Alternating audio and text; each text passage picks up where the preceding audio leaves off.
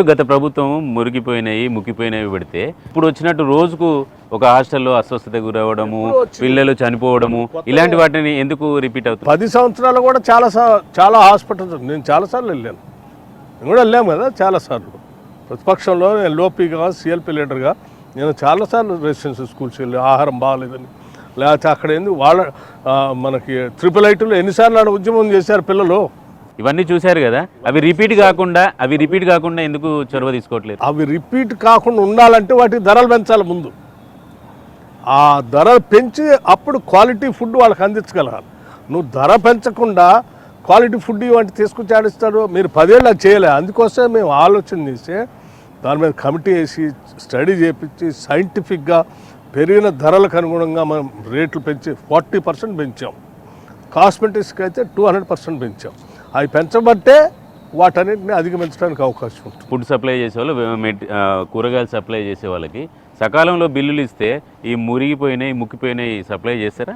ఉదాహరణకి కూరగాయలు ఒక కేజీ ఒక 20 రూపాయలు 30 రూపాయలు అవుతుంది అనుకోండి. నువ్వు 5 రూపాయలు ఇచ్చి కూరగాయలు కేజీ ఇవ్వన్నావు అనుకో, సరిపోతే వాడు ఏం చేస్తాడు? కూరగాయలు తేవాలి, 30 రూపాయలు రావట్లేదు కాబట్టి ఆడ పడేసిన ఏదో తీసుకొచ్చి 5 రూపాయలు కేజీ ఇచ్చినావు అని అడిచిపోతాడు. అదే కదా వాళ్ళు చేసిన తప్పు. సరే, గతంలో వాళ్ళు తప్పు చేశారు. బట్టి విక్రమార్క గురుకులాలు అలాగే ప్రభుత్వ స్కూళ్ళ గురించి తెలిసినటువంటి బట్టి విక్రమార్క ఈసారి ఇప్పటి నుంచి నెల బిల్లులు గురుకుల పాఠశాలలకు ఇస్తారా? విద్యార్థులకి ఏం చెప్పబోతున్నారు? మేము 100 పాళ్ళు నాట్ ఓన్లీ విద్యార్థులకి, ఈవెన్ హాస్పిటల్స్లో ఉన్నటువంటి వాళ్ళకి కానీ ఎక్కడెక్కడైతే ప్రభుత్వ పరంగా డైట్ కోసం మేము డబ్బులు ఇస్తా ఉన్నాం, ప్రతి నెల బిల్లులు క్లియర్ చేసి వాళ్ళకి వచ్చేటట్టుగా ఒక వ్యవస్థను క్రియేట్ చేశాను నేను ఆల్రెడీ.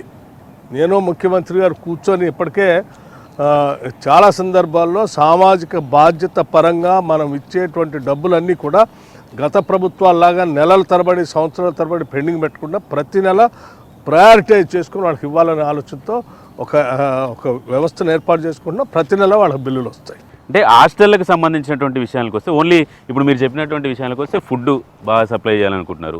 ఈ హెల్త్కు సంబంధించి విద్యార్థులు అస్వస్థతకు గురి కాకుండా అలాంటి మెజర్మెంట్స్ ఏమైనా తీసుకుంటున్నారు? దానికి సంబంధించి కూడా ప్రతి హాస్టల్లో, ప్రతి స్కూల్లో, రెసిడెన్షియల్ స్కూల్లో ప్రతి నెల డాక్టర్స్ వెళ్ళి ప్రతి స్టూడెంట్ని హెల్త్ చెకప్ చేసి ఒక హెల్త్ కార్డు కూడా మెయింటైన్ చేసేటట్టుగా చేస్తున్నాం. అంటే ప్రతి నెల టెన్షన్గా ఫస్ట్ వీక్లోనే సెకండ్ వీక్లోనే డేట్ ఫిక్స్ చేసి ఆయా స్కూల్స్కి అక్కడ ఉన్నటువంటి గవర్నమెంట్ డాక్టర్ వెళ్తాడు విత్ స్టాఫ్, ఆల్ టెస్టులు చేస్తారు. అతను హెల్త్ కార్డు ఒకటి ఫిక్స్ చేసి ఆడ హాస్టల్ ఆడ పెట్టేసి వస్తారు. తిరిగి మళ్ళీ వచ్చే నెల కూడా వెళ్తారు, మళ్ళీ చెక్ చేస్తారు. అంటే ఎవ్రీ మంత్ చెక్ చేస్తూ ఉంటే హెల్త్ కార్డు ఆడ పెట్టి వస్తూ ఉంటే ఒకటి తెలిసిపోతుంది.